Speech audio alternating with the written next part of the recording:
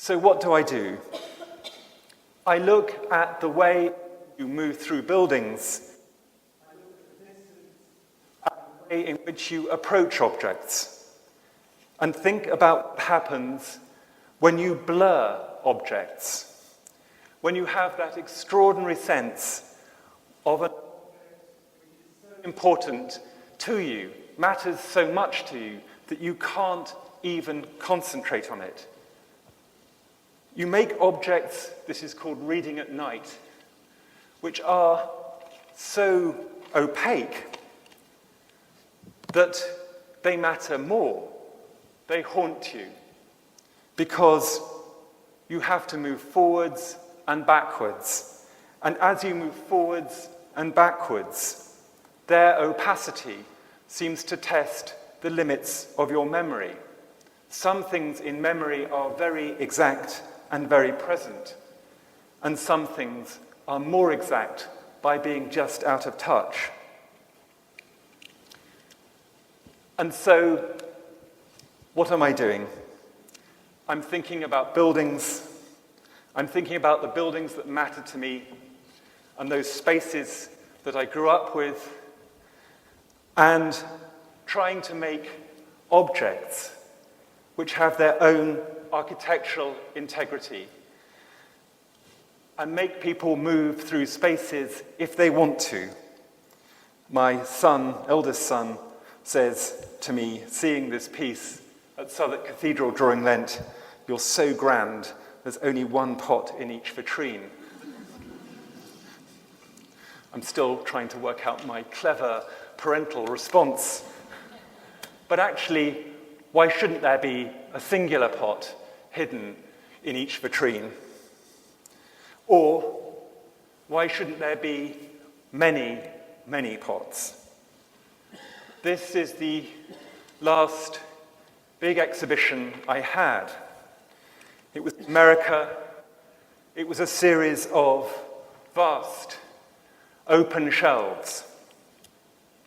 And it was called Atom, which is a beautiful German word from the extraordinary poet who struggled with German, Paul Celan, one of the great poets of the 20th century, who says that there is a moment between breathing in and breathing out, which is a kind of Atemwende, a kind of breath turn, when all things are possible. That moment between breaths, which isn't exactly a pause, it's a kind of energetic moment of timelessness, which is when pure poetry exists. And reading him, I thought, actually, I can go public on the fact that making pots, making small spaces in the world, which is what I do when I sit down at my wheel, is a kind of poetry. It's a kind of making a word, making a breath, making a space in the world. And it can be huge, like these pieces which are as big as this image here. Or it can be small and black and dense and dark. It can have shadows overtly round it, or it can have shadows pulled away from it. And so what do, given that I now feel that I am allowed to say that I am a potter who makes poetry? When I get an invitation, and you're all sitting on the invitation, from the Tasius Temple, from Vienna, this is your going home present. What do you do if you get an invitation from Vienna? I am in remission from Vienna. I spent far too much of my life thinking about it, writing about it, and then coping with the cousins who came out of the woodwork when my book was finished. So what happens when a great Viennese museum asks me to make something for a temple on the Ringstrasse. This temple, the Tatius temple, neoclassical and beautiful and empty. The Canova sculpture is now in a museum.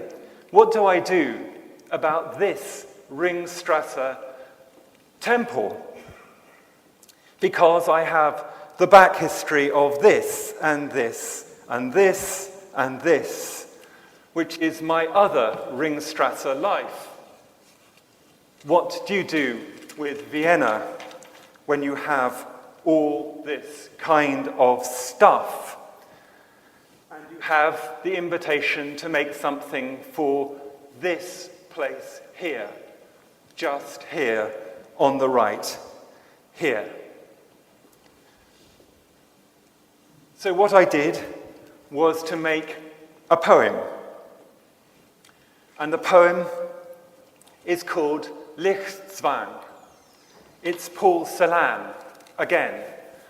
But I felt that I wanted to be in Vienna with this poet at my elbow. And here it is, just installed 2 weeks ago. And the light comes in, moves around, and amazingly, for 6 months, the doors of this neoclassical temple are open to Vienna, so that the mothers and the children who walk past to get their ice creams, and the elderly Viennese ladies who look like every elderly Viennese lady always has, can come in and disagree, and the drunks and the people who do their Pilates, and all the people who use this park can come and look or not look at this poem, which is actually a kind of returning something to Vienna, a pair of vitrines with small objects in them, but also bringing a kind of poem, dense and fragmentary, into this space. But damn it, I'm not going to leave on Vienna. Because I have a feeling that Vienna is always going to be difficult. So instead, I thought I would leave you before I get interrogated by the senior curator of ceramics at the V&A with Margate in the sun. Margate as we know it and love it, David Chipperfield's extraordinary box, which is Turner Contemporary. This new museum which looks out to sea and has the sea in it. And this invitation to make something for 7 months for this extraordinary space. So what do I think? I think atmosphere. Atmosphere is my style, said Turner to Ruskin, one cussed man to another. Atmosphere is my style. So I've made for Margate not a poem, but a series of hanging vitrines, each of which has porcelain within it. And they become opaque and they become clear. And you're supposed, like Constable, to lie on the floor and do a bit of skying, as Constable said, lying on Hampstead Heath, holding that piece of paper above him. And when you lie on the floor, as I hope you all will, on their yoga mats, and look up and see the beautiful, beautiful weather of Margate, you'll see that actually there is no reason for pots to be on the ground. You can be grounded and also be high in the air. It's actually possible, I think, to be a potter and pretty well choose exactly where you want to be. And I'm very, very glad to be here celebrating with, I have no idea how many people because I can't see, but thank you.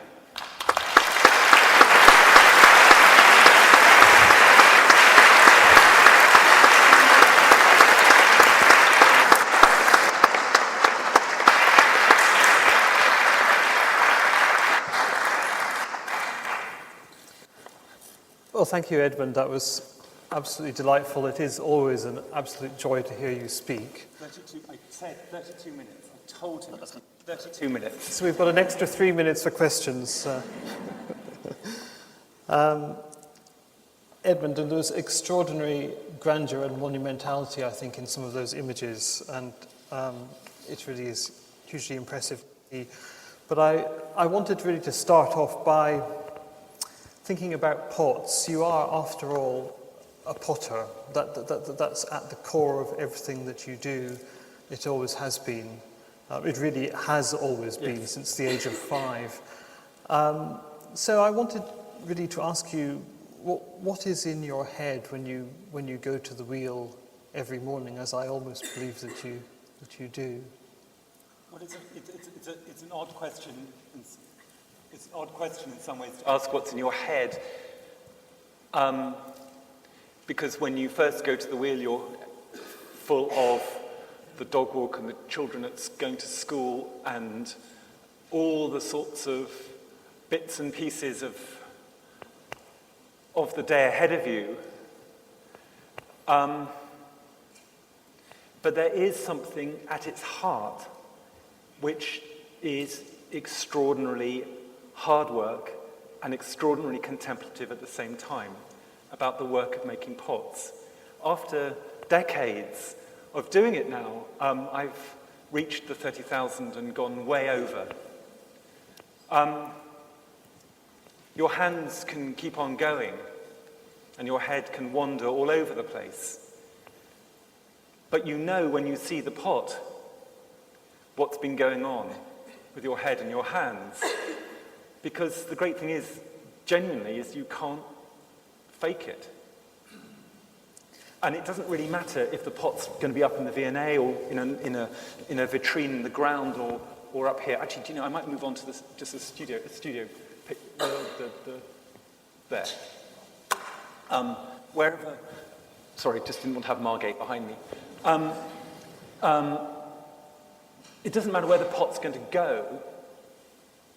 It's still either got some presence or it hasn't. And is there a sense that you're thinking about the work in question, or is it a kind of actually the physical activity as allowing you space to be thinking about almost the next thing? Well, it's funny. I mean, the most sense I've ever got out of anyone is talking to pianists about what happens when they're playing a bit of music they know really well. And they say, sometimes with spectacular rigor and accuracy, that actually they can be thinking about all kinds of things while they're playing the Goldberg variations, but actually it is still the Goldberg variations that they're playing. Now, I have to live a very long time to be able to say that. But in a very real sense, you inhabit the space you've got. So I've got my board of pots here, and I know I have to make 32 pots because I'm going to make a shelf which goes up very high, which is a sort of elegiac shelf. So I've got this feeling of elegy about me. I'm not always elegiac, I can be quite fun, but today I've got this elegiac feeling, and I know I want to make these pots for that shelf up there. And so I have balls of different kinds of weight and size, and actually it's that pure experience of going through, making that work all the way through to the end. So it's the best thing. How lucky. It's great. And you should try it. I have once or twice, but I think I've got about another 29,950 to go before I... But you describe yourself not as a natural thrower, Edmund, No. I think. No, I mean that sounds a bit faux idiotic now. But I've met people who can really make pots, really make pots, who can kind of just, snap their fingers and these extraordinary vessels come out. And no, I mean, I've put my hours in, I really have, I put my hours in, but I'm not a natural.